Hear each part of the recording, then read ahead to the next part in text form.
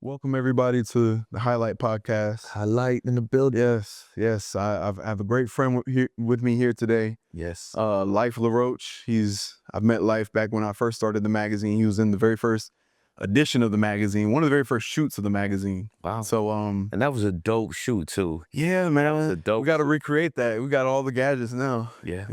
But Life runs Chess and Community. It's a nonprofit here in Athens that deals with youth development, critical thinking, and a lot of skills that kids might not learn in the school. And so I'm honored to have him here with the show today, and he's here to explain some of the things that they have coming up. And so Life, introduce yourself. First, appreciate you always for coming and allowing me the chance to speak. And just a little bit about Chess and Community.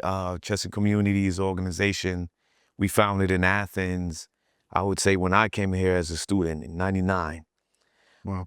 And started doing a lot of work within schools, within different churches. And it wasn't even a nonprofit or anything. It was just somebody in the community. My father used to always say, wherever you go, you leave that community, like bring something to the community. Don't just come and take, bring something. Yep. All right. So me coming to Athens, I could have stayed in my little bubble at UGA, right? UGA, you got a bubble, all the girls, you just have a good time, right? A great education. A great education, Right. of course.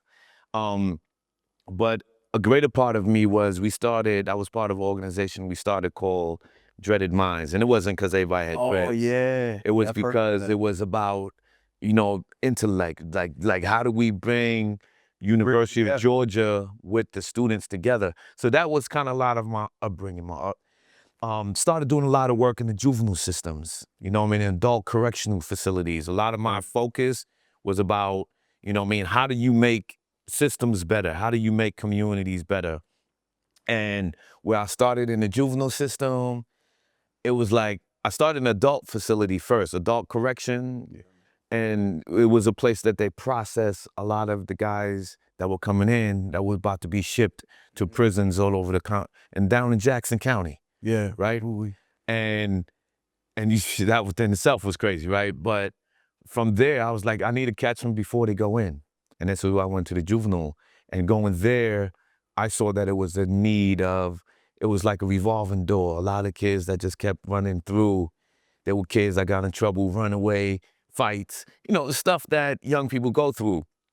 And oftentimes it was a lot deeper because we had systems in place that didn't see them as young people, right? But anyway, fast forward, started doing like chess tournaments, teaching all those young kids in the juvenile system, teach you how to play chess. I ain't trying to learn that, man. I'm like, you beat me, you get $100. They were like, let's go. But I feel like there's some more to it than just making the 100. Oh yeah, of course. Chess is multifaceted into of course life. And the idea is I'm gonna show you the chess was just one bridge. I'm not gonna teach you how to be a master. When a lot of people talk about chess, they're like, yo man, I could beat you in chess. I'll be like, okay, maybe you can. Maybe you can, right? But teach me some lessons that you get from chess, right? Because if we're not using it as a tool, I'm gonna say you do it whatever you want to do with it, but I use it more so as a tool for development. I teach it as a tool for critical thinking, a tool for conflict resolution, a tool for problem solving, right? These are the three elements that we, Chess and Community, believe that's what make leaders. If we get civic engagement, critical thinking, problem solving, conflict resolution. So we started with chess as the theme, as the vehicle. Then we moved into debates and robotics, where kids can now build and code robots and use those robots to move chess pieces. So it's not like we just doing chess. We doing chess 10.0. You remember you saw the films and stuff there for the very first one, right? I remember the pawn accelerator, where they're building these robots to code these things, and that's where it's like, how do you take an ancient game, but more than just a game? How do we start getting kids to get into youth development? Because the real issue that we all are dealing with is, do we have a gang problem in Athens? Do we have a gang problem across the state of Georgia, across the country, across the world? Do we have a gang problem, or do we have a youth development problem? Right. So we said, well, we got the schools there. Yeah, the schools can only do but so much because the school is only a piece of the community. It's Right. not the community. It's a piece of it. Yeah. It's a big piece. And kids are there almost 8 hours a day, but those students still come from communities where's the development coming and happening at the community. And shout out to everybody in the community that's doing phenomenal work. Right. Because I just posted up on the page that conversation that y'all were having the other day at the library. Yeah. And it seemed like, everybody's kind of making the rounds and how they want to get funding, how they describe their operations. And it seems like, you are one of the, and somebody even made a point, I think it was Tim Bryant, of just about how like bigger nonprofits take up more of the umbrella. And then, Sterling mentioned that, well, that gives us more collaboration efforts, with other people that might not necessarily be in those spaces. Yeah, and they'll those have spaces. access to those structures. Yeah. So how has that kind of helped you structure with Chess and Community and as far as just your operations and teachers? So it's this is a good question because a lot of it, when you look at the onset, if somebody is passionate about doing the work, and I think the more we see systems around us start to collapse, the more we see communities collapse, family systems, family structures collapse, there's a yearning. There are people that's just gonna be like, hey, there are people that profit from that. Hey, the more destructive, that's money, baby. You know what I mean? And others see it as says that benefit from that kind of destruction, that family system is being broken. And then there are others that see it and say, what are we gonna do about this? Right? We have to do something. We have to figure out a way to do something. Some people use the vehicles for, we gotta get to more literacy. There's God missing, right? Some people get into that space. There's people that get into sports space. Like, so everybody have their lane in what their track. So some people be like, man, well, we need to get everybody on this. Everybody's not athletes. Everybody don't believe in this. Everybody don't do this. Everybody don't play. Everybody don't do robotics and this. People are in their own lane, but we got a lot of kids in this community, thousands, 14, 15,000 kids in these school systems that are going to grow up. Do we have feeder systems? What are we doing? Are we developing them and then we're feeding them into other structures that are in place? Or is it just, I'm doing what I'm doing because this is, I'm the only one doing things in town and everybody, no. I realized a long time ago, man, that I am a small piece of the puzzle. I'm not the puzzle, I'm a small piece of it. Right. So when I look at Chess Community, when we do our book clubs, I could be doing book drives and this and say we address the literacy rate in Athens. No, we just do our book clubs because it's important to get the kids into reading during the summer. Right. So when we identify those kids that can't read or who have a low proficiency in reading, what do? We feed them to other organizations that do. Right. If we're working with a young guy or a young girl that is engaged in this, but he or she has a brother or a younger sister who is struggling with this or that, we feed them to those systems. Right. And I think that's my idea has always been, let's identify feeder systems. I know what we do. We do chess, we do robotics, we do debates, and all of that is to develop leadership. You teach these kids civic engagement so they can understand how local politics work and what role do they play and understanding systems. Don't just play chess. Anybody could play chess. Right. How do you understand systems? Chess is a systems thinking game. Learn how systems around you work and how these systems are producing good results, not so good results, whatever the case may be, there's part of a system. Some people are like, oh, our system is broken. What system? What part of the system are you talking about that is broken? And how do we look for ways to address it? So when we're teaching chess, we're teaching it from that space.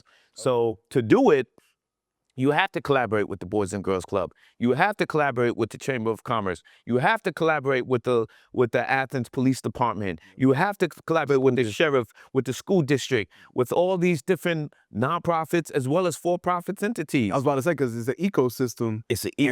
And whether you are on the east side or the west side, you got to be a part of those. You got to, whether you're, as he said, profit or nonprofit. Yeah, profit, nonprofit, churches.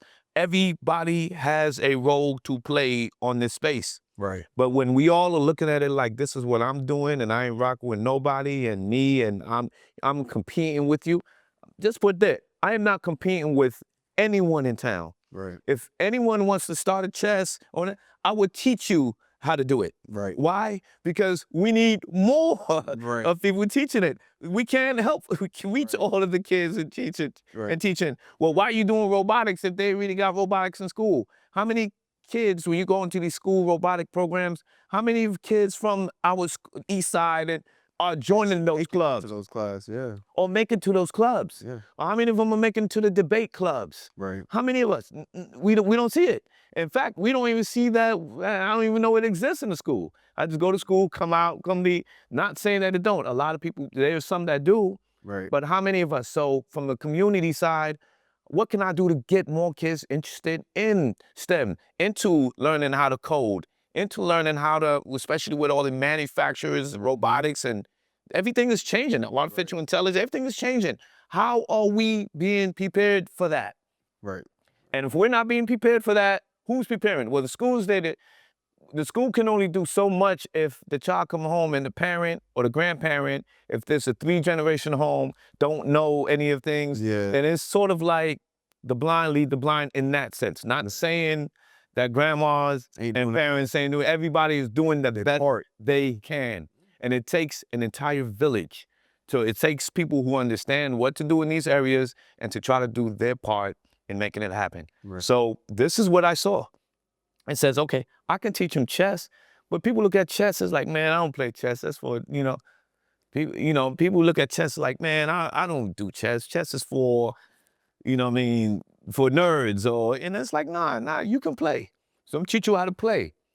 And then once you teach you how to play, then it's like, now I'm gonna introduce you to learn how to build this robot and code this robot to move this chess piece. Right. And you're like, oh man, all right, now we're gonna get into debates. We're gonna get into public speaking and this Expand on it. expand, constantly expand and develop. So we get them from middle school all the way to even after they graduate. You graduate from Chester Community, you get a scholarship. Part of that scholarship is for you to go to college or whatever. It's not a lot. We do what we can. Right. And you go there, and if you do something, you ain't got to teach them chess. Do whatever you do. Whatever you want to do, just go. And like my father used to say, make it better than you found it. Right. Make the space better. I'm not the puzzle. I'm a small piece of it. Do your part in this puzzle. So throughout the years, it was just about developing, teaching them how to play chess, teaching them that. And we realized that, you know what, we can do this all day long. And it sometimes feels like you're just operating in a small area. We at the library, we at the community centers, we at some of the schools, we doing these things. And still people be like, chess and community, what are y'all? What do you do? Oh, they just think we do chess, right? But you did a whole TED Talk, didn't you? A whole TED Talk. You did a whole TED Talk on it. So, I mean, people even outside of Athens still know about the development work.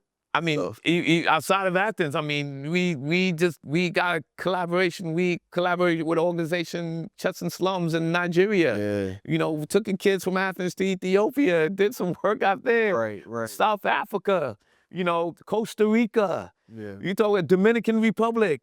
We got people everywhere doing work, connecting, collaborating, taking pieces of the models that we're using and collaborating and getting these kids exposed to all of that. Right. But you gotta want it. If what's in the way is he ain't from Athens, that just doesn't make any sense.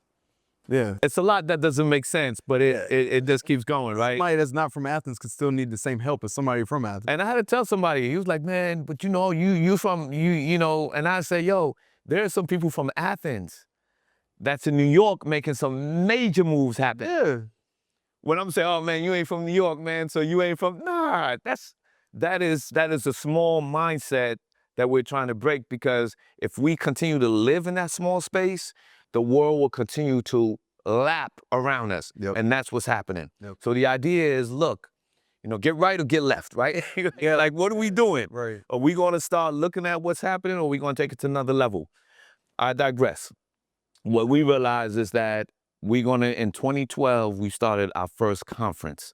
It was a chess and community conference. And this was a space that I wanted to create for the young thinkers. When I say thinkers, not saying nobody else think, right? Right. For the chess players, for the artists, Right. for the guy or young lady in the community who don't get the athletic start and the star power, who don't get that. But they're phenomenal artists. They're phenomenal chess players. They like, read. They like, where's the spaces for them?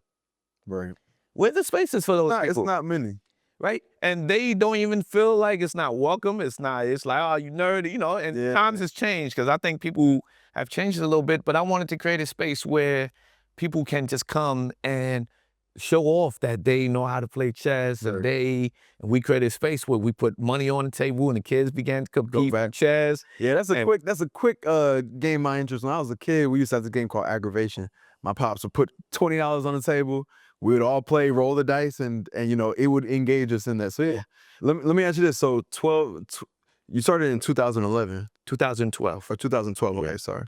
What was that like in the sense of your first one, now doing your 12th one? Yeah. What's the major development you've seen kind of like go with the program and with the kids?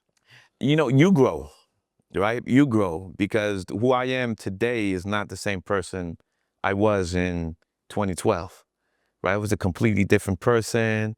I was still growing. I was still green. I was still learning everything. But from a development, it was just a way. First, we started just as a chess tournament, and we had a dialogue between kids and police. You can look at the very first Chess and Community Conference. All that is on YouTube, right? Right. Everything's on YouTube, all 12 years, right? Right. And you can see the growth. You can see the development. And there were some years that it really grew in chess, where we had a lot of chess players come, and it was like, this is not just really about chess, right? The theme was, how do we get these young people speaking, engaged? So we give scholarships. Because you give out awards. We give scholarships. Yeah. Think Before You Move scholarships. Right. We've given over 50-some awards.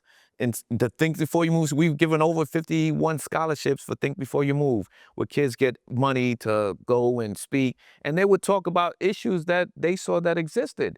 And it was a way of putting them in a room or in a space with, they can observe. With police officers, with the chief, with the mayor, with the commissioners, and they get to be in the space with these people, and these kids can express what they see as some of the issues in this community and what they saw was a need and what they felt needed to be done and things like that. So that was the whole theme. Go ahead. And so how do you feel like that development has like equipped them, to go back out into Athens or even go outside of Athens after getting some of these experiences? So it's one thing, right? So if I was just a program that just met with the kids one time a year, you know what I'm saying, for a week, and we did this, and then we like, all right, now go into the world and conquer it, right? Who did that serve? The kid or me, right? You know what I mean? Versus, this is one of those things where when you have a middle school student in the 8th grade, in the 6th grade, 7th grade, that goes on and joins the organization and has been debating for the last 5 years, public speaking, engaging, has been, doing community service, has been building robots and Coda Robbins, and the chess and boxing. You remember the jujitsu? Jujitsu, chess and jujitsu in South Carolina. Taking them to DC. Taking them, this year we're going to NASA down in Florida. You know what I mean? So it's to take them to these spaces to experience and explore. I remember growing up, I didn't even leave my neighborhood. And the world became your neighborhood, your backyard. Yeah. You know what I'm saying? And you begin to think that's the only experience in the world, but this was about exposure. So if you have developed with those kids throughout the year in, year out, and now they get a chance to be on that stage at the conference and they lead the conference. This is a youth-led conference. The kids are leading it. Right. My job is to go and talk to people and try to get the money to run it and this and that. The kids are leading it. It's a free conference. The conference has been free for the last 12 years. Nobody had to pay a cent. Only thing we had to do, you had to pay to try to get into the chess because we don't want to get you into, you sign up to come and then you don't show up and we don't put you in the brackets. So put $5 up And even if you don't have it, it's like just to make sure that you're serious about putting it in there. Right. Right. But it's been free. It's been youth-led conference and introducing them to all of these speakers throughout the years. People from this community, as well as people from all over the world that's doing different things, to come and speak and allow them to get a different insight. And the kids are introducing them. Your network is your net's worth. Yeah. They're going to get to meet a voiceover. So I was about to ask you, who are some of the guests that you've had come in the past, and then who do you have coming? And then we're gonna give them. Actually, go ahead and start there. Give them. When is this next conference? Okay, so the conference is March 29th. It is March 29th, Saturday. March 29th, we open the door at 9 o'clock, and the door I'm talking about is the Classic Center. Okay. March 29th at the Classic Center. The door opens at 9 o'clock, and it's a combination of, you'll see the kids lead it, you'll see the essay competitions, you'll see the robotics competition, you'll see the chess competition, you see kids of virtual reality. The theme for this year is Future Forward. Okay. Game changers Right. in a global world. Future forward. Let's start thinking ahead. Where's the world is looking like it's getting a little, it's going through its challenges. Yeah. How do we become global citizens and understand how the global world works versus here, right? Just So, neighborhood. so Who do you have coming? the speakers this year, we got Zach McElroy with the McElroy Family Foundation. Yeah. He was the co-founder of Zaxby's. And he decided, he was like, man, he has a message that he really wanted to share and connect with the students and the kids. He's from Athens. He grew up in this area, and he wanted to just come, and Athens is giving so much to Zaxby's, and it's become a global, a big franchise. Yeah. And now it's just, he wanna show the kids, he wanna give back to them. Right. Right? And next we got another actor who's from Athens. Kari Payton. He's an actor from Walking Dead. He's Ezekiel, the guy that's talking with the lion, that was walking with the tiger. He's an actor from Walking Dead. He's a cyborg. He's a voiceover for cyborgs. Rafiki from Lion Guard. Yep. And so he's a voice actor, and he went to Central. He went to His dad was my pediatrician. Exactly, right? So we wanted students. He's Dr. Payton. Yeah, Dr. Payton, man, and the mom is phenomenal. Oh yeah. Miss Payton is phenomenal, right? And again, it was a way of bringing people from this community, and that's why I wanted this year theme. Yeah, future forward, game changers, but they're from this community. Because a lot of times, like, man, and I hear kids, oh, man, ain't nothing in Athens. I'd be like, yo, you have no idea the power and all the stuff that comes from Athens. I fight that too. You know what I mean? No, it's so much great things that come. Athens it's a hub. It's a intellectual hub in the South. Yeah, right. It's a lot of great musicians to this, and then when I don't see nothing, because let me just expose it. Let me open your mind. So let me bring people into the space. That is the biggest allow problem. you to see it. Because it's here. You got everything you need to take it to another level. But it's, I want to go to Atlanta. I want to go, and it's like, yo, it's there. Garden of Eden for real. You just don't. You don't know it. But the idea is, how you teach. So we've had others. We had Dante Robinson. Yep. We had Mohammed Makasai, Mohammed Massaquoi. I said Makasai. Massaquoi. Speaker. We've had an international grandmaster chess player named Tunde, Nigerian brother that came last year. We've had, we collaborated with NASA. Right. We had an astronaut that come last year. So y'all see, this is big stuff. Like, this is backyard. in your own backyard. And then we had, Keisha Gant. Phenomenal. You know what I mean? Right. There's people from this backyard who was doing Shane Sims, people from this community who are doing major things, not just in this community, but across the South, across the world, and exposing students to that. We don't get to be exposed to that kind of stuff. We don't think that kind of stuff is in our reach. And our thing is to show you, nah, it's in your reach. So we got kids coming from Macon. We got kids coming from Nigeria this year. And they're going to co-lead the conference with us. It's global. We're not just thinking what's going on this side and that side. It's preparing our kids for the global world. Right. And then and it's okay if you're comfortable where you're at. I want you to be comfortable, and I want to help to expose you to more things so you can come out of your shell. Right. Right. So this is a global thing that we're doing, and this is the 12th year conference. It's free, and it's just been phenomenal to see these kids that has went through it, and now they're grown. Yeah. They're adults. They're great fathers. Yosh. literally just the other day talked to him. Yeah, they're great fathers. They're in college. Some of them are tech engineers, and it's like, yo, you did what you did. Why do I do it? Because I got young sons. I got 3 boys that's growing up here. Yeah. You know what I mean? And I can just focus all of my attention on my 3 boys and give them the experience of a lifetime. And my father used to always say, man, look, yeah, you have sons, but you have sons and daughters. Yeah. You have a community who don't have, you know what I mean, who some may not have positive role models, and they become that. Do your part.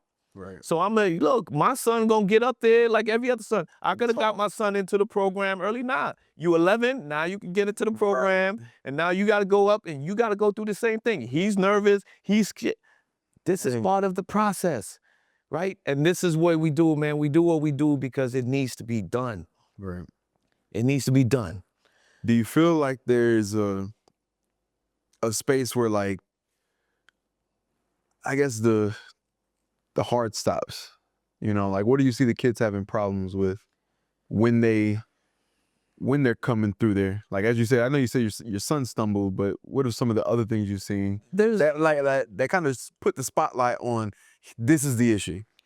There's no one issue, right? Because we're not a monolith. So if I wish I could say that all the kids are struggling with this, I know what you asked. I know. Yeah, okay, yeah, but good to make that point. But yeah, it's the issue is varies. One of the biggest things that is, here's the thing, the reality is we are catching youth when they're transitioning from middle school to high school. So you already know what's going on. You know what I mean? Life, like in their minds, everybody's looking at them, everybody's talking about them. They're the coolest, they're the funniest, they gotta show out for each other, they gotta show that they're tough, they gotta show all that. This is what goes on. So there is no really one thing, but reason why we do so much different programs, because it's a way of helping to reach some of those kids in some areas. And a lot of that is peer pressure.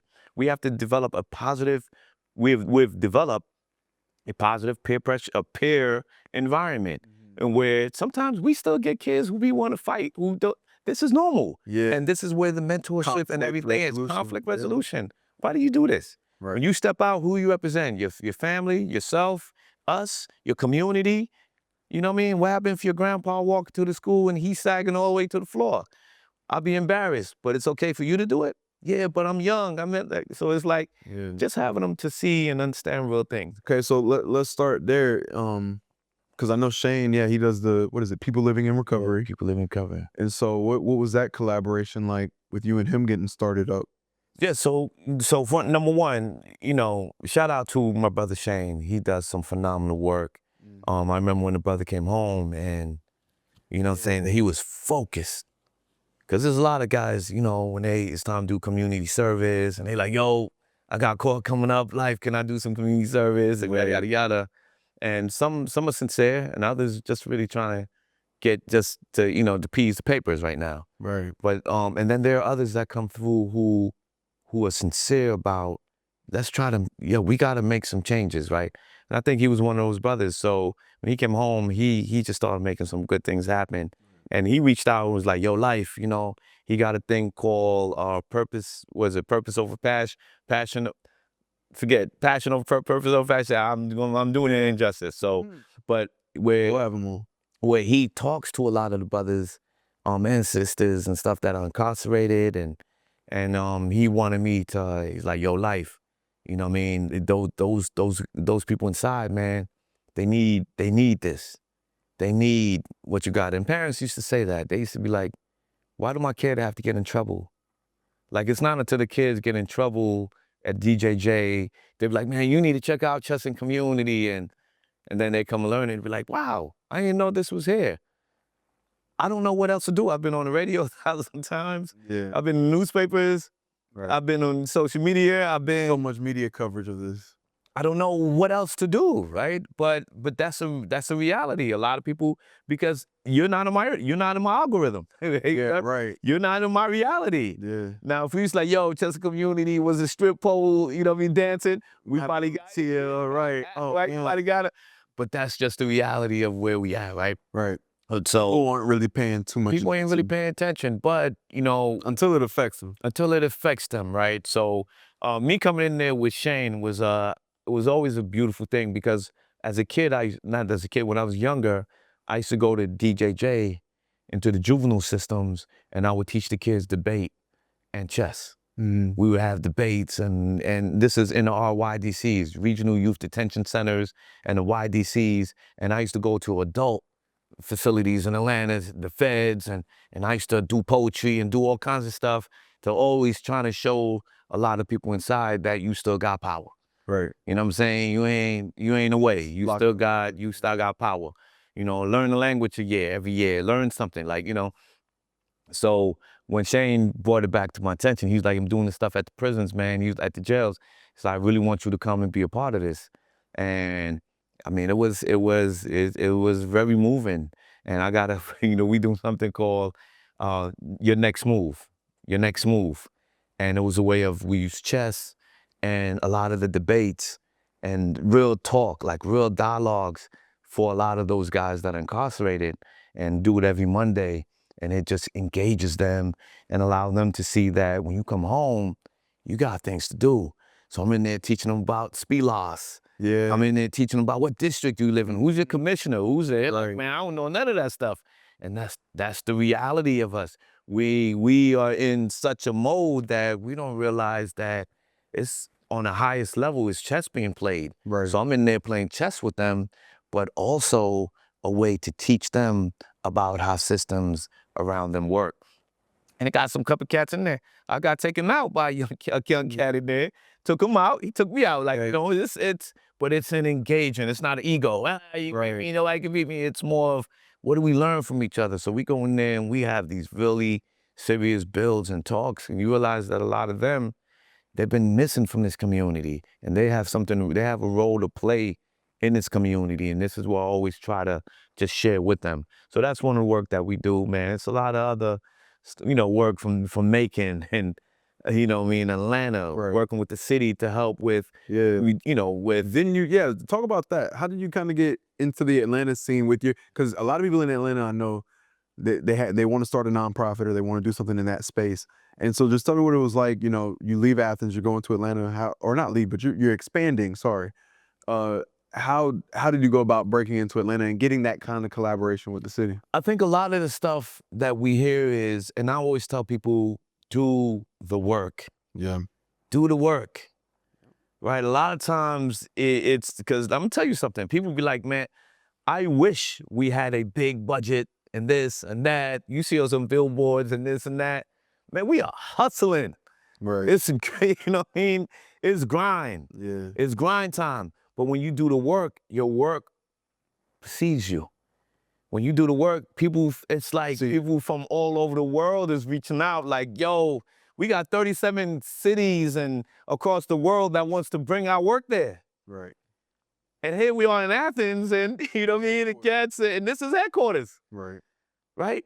So we built one in Macon, we built one in Atlanta, and when people, everywhere I go, people's like, man, the work, you need to bring one here. I want to get my kids involved in this. I will give you money. We just need kids involved.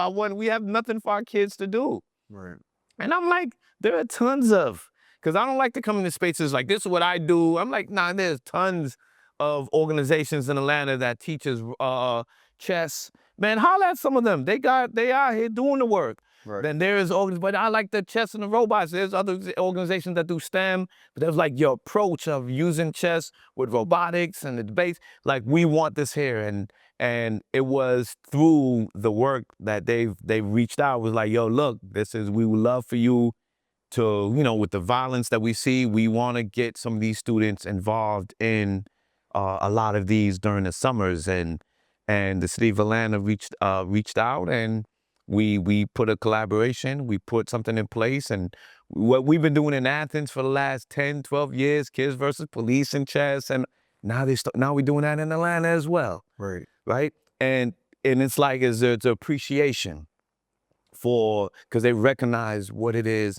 and how important. And we doing that in Macon. Right. With all the violence that's happening there. Yeah. Right? So it's like other cities and even smaller towns and cities are like, can we bring it? There's nothing for these kids to do.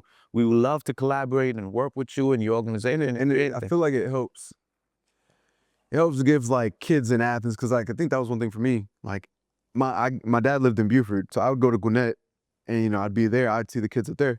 I think like at a young age, seeing other kids across the state, having those friendships, whether if it's on Instagram or social media, across it helps kids kind of have that unity, and also seeing that there's another side of it, there's another way, because statistically we know a lot of people live in Atlanta, a lot of black people live in Atlanta, but still statistically there are still a lot of other people that don't live Yeah. in Atlanta, and so knowing how they live, knowing the things that they go through, that kind of in a way helps bridge that gap. I'm sorry. Yeah, no, you're right. You hit it right on point. And so, how do we take it to the next level? Is now we have Athens, Macon, Atlanta. We competing with each other in the robotics, in the Right, chess, right. in debates. We had a group from Macon come here, and we did debates at U Force. Oh wow. You know what I'm saying? Like, Yeah. coming through in chess, we got so much different people coming from Atlanta, other places, to see the work that we're doing, so they can duplicate it and do it in their spaces. Right. So it's like I'm challenging y'all. Just like I'm gatekeeping. Yeah, I'm not. Come Take it, on, please. take it. I can't do it all. Yeah. But Right. you got to be sincere. You got to be serious. If you just doing it because you just trying to get a name, and look, Yeah. it's work. Those guys, I mean, let them do it. Everybody, every tree, every fruit grows differently on a tree, right? And eventually, if you're about that work, you're gonna be about that work. If you're not about that work, you're gonna get exposed, right. and the work is gonna move you out the way. Yeah. You know what I'm saying? Because they got to get done. Because they got to get done whether you there or not. And after a while, people going to see that, okay, you're a paper tiger. Yeah. You like to talk about it. Yeah. Or you look good on paper. Hold on. What's it? You said a paper what? Paper tiger. Okay. I'm Right? putting that. Hey, look, that's the name of the episode. Paper Tiger. Sorry. Right? No. Let's keep with something positive, right? That's you, right? But it's like, don't be about that work. And there's a lot of people, here's the reality. There's a lot of passion. A lot of people know what needs to be done, and a lot of people are furious or angry, and they want to get it done. But the problem is, I don't know how. I don't know how to start it. I don't know what to do. And then I'm looking around, and it's like, well, you doing chess and this. Kids ain't into chess. You need to be doing, all right, let me show you how to do it. Right. Let me show you how to get it going. And so, do you face any, I guess, backlash with that kind of generosity and kindness? Is it? No, as always. I mean, it's not necessarily, like I was just having a talk with one of my younger brother, and it's like there are people that come into this space and say, yo, I really need help with this. I want you to help do this. And I take time. I teach this at the university. Okay? I teach in the School of Social Work. I teach, micro and macro systems and this or that. So I'm teaching like, yo, do you have a logic model? Do you have your structures? What's your org structures? I'm teaching some of this stuff, and to help people to try to build capacity. Well, I'm still building capacity and learning, and because we don't have the finance machine fully behind us to where people think. We had made a lot of collaborations because you don't really need money to do stuff. Right. Because in the past, we used to do stuff when we had money, and when that money dry out, you just sit around and figure out what is it you want to do. Right. So we figured out a way, we're going to do this whether there's money or not. I remember you just used to meet up at the pizza shop. We're going to meet up at and we're going to call it Chess and Pizza. Yeah. Right? We're going to go do chess and ice cream right there downtown. When a little ice cream dude opened his shop, we're going to now shift it over to the east side. You know what I mean? So it's we got a space, man. I'm trying to put millions out so I can get a space. We just go use the library. And we've been at the library for the last 10, 12 years. Right. Every Monday, we're at the library. So, and so I guess, because to now look at it, like, not to say you're getting to the money, but you're able to utilize money in a way to really have impact. What do you feel are the ways that you have to make sure that you impact these kids that keeps that, business going, keeps it growing?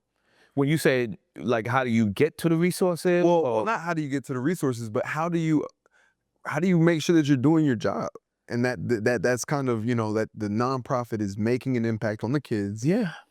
Where like people are wanting to invest in more. It's just Hold on. I need you to check to make sure the audio for you is on point, because I can hear him very good in my ear. Yeah. Me in the right ear, I don't sound. Okay, cool. All right, cool. Yeah, I can cut it back in. Oh, okay. But it's cool now. Yeah. Okay, cool. That's right.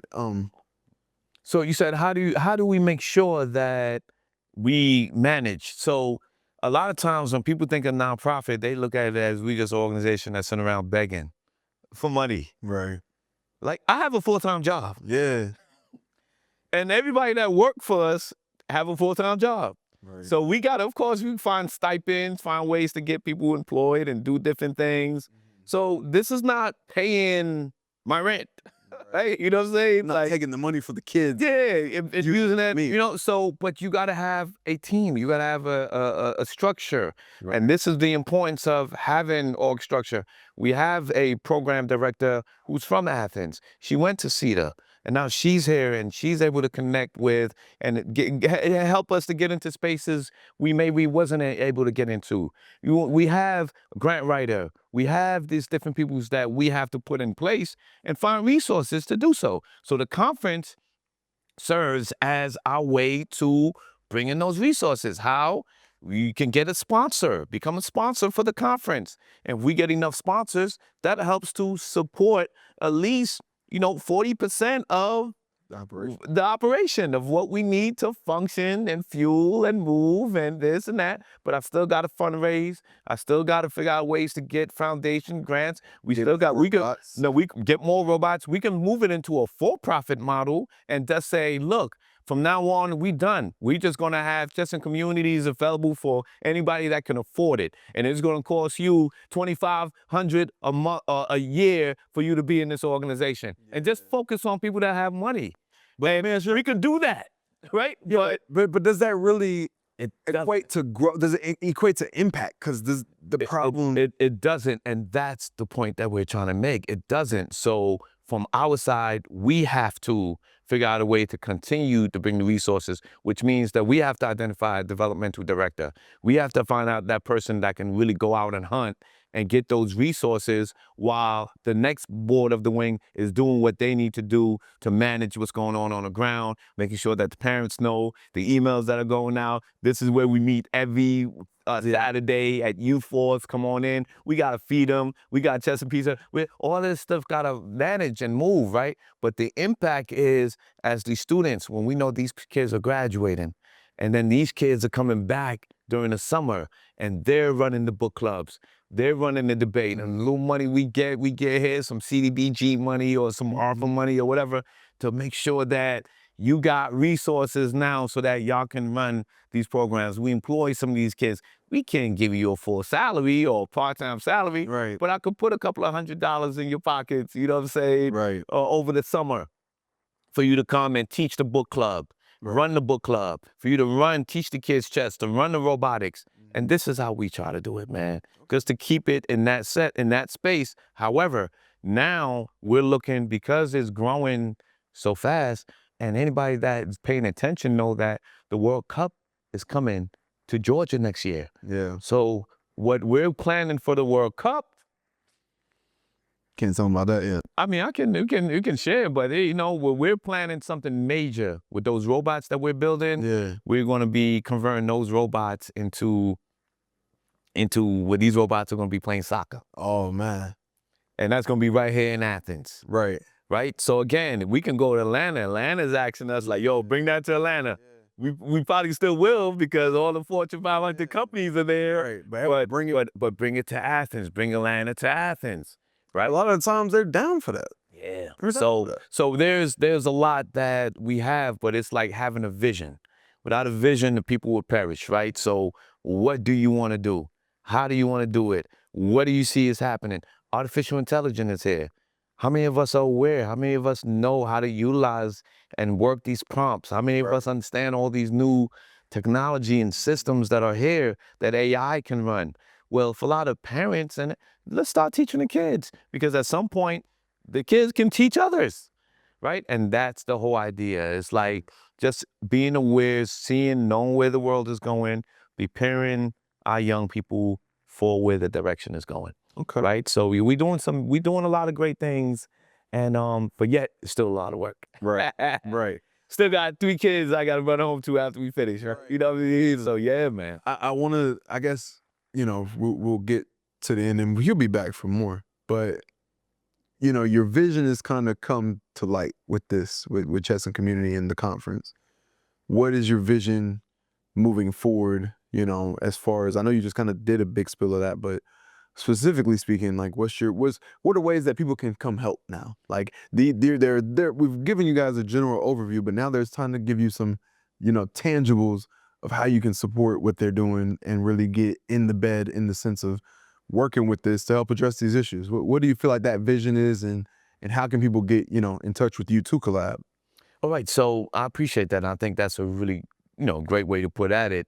There are so many different parts. So a lot of time people say, "Oh, I give you money." Yeah, we'll take it, right? Because you need fuel. You got a bus. You need fuel to run that bus, right? So we'll definitely take the resources. But if you're an engineering student, if you're like, we have debate coaches, we have lawyers, we have different people that come and train these kids in the public speaking space.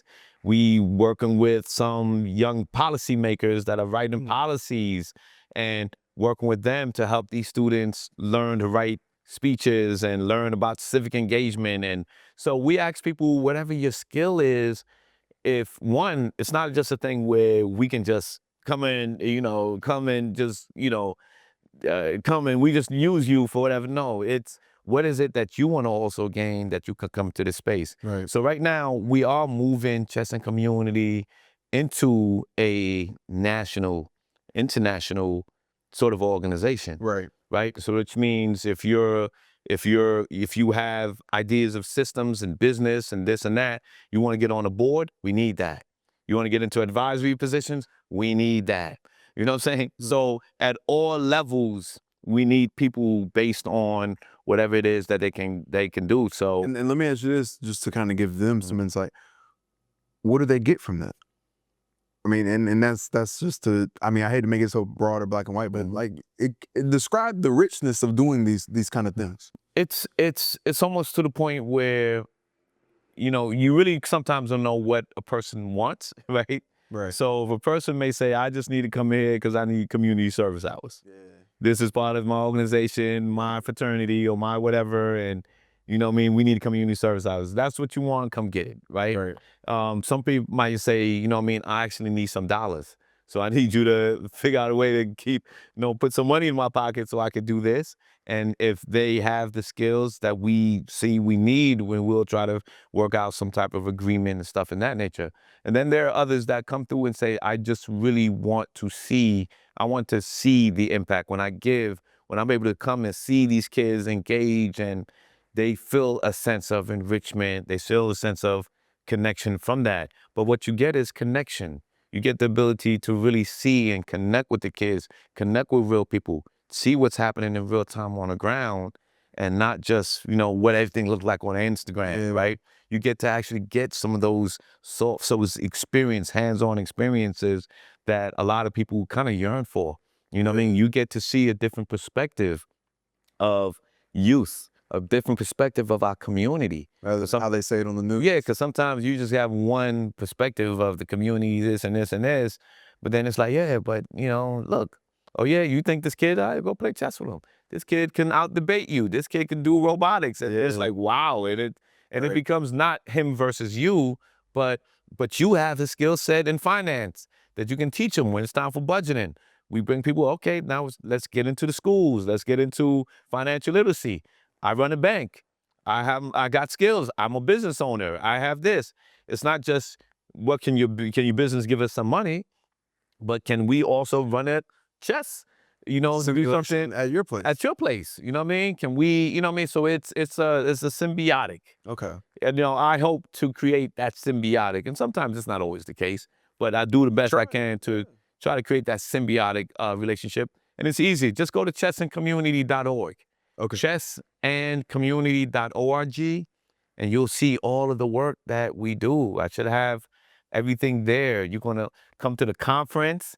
Come to the conference. It's going to be dope. Please come. It's going to be there. It's going to be an experience, man. That's all I can say. It's going to be a phenomenal experience, and I'm challenging everybody to just come on out. It's free. Right. You know what I mean? Come on out, enjoy it, learn chess. So many people come, you know, say, I want to learn chess. Come on. Right. And we teach it, and, you know, just have fun. Bring your kids. It's a family conference. So bring your kids, bring your family. Don't bring your dog, because the dog can't come in Classic Center. But, you know what I mean? Just come and have a good time and just enjoy the process, enjoy the movement, enjoy the moment, and be part of the solution. Right. Well, I appreciate it, man. Man, I appreciate you, but Life big bro, come and hang out with me. He'll be back soon again. I'll definitely be back, man. So much to share, brother. I appreciate you taking a moment. We'll check back in after the conference and kind of get your feedback on how everything went. Yes, sir. Yes, sir. All right, man. All right. Have a good one.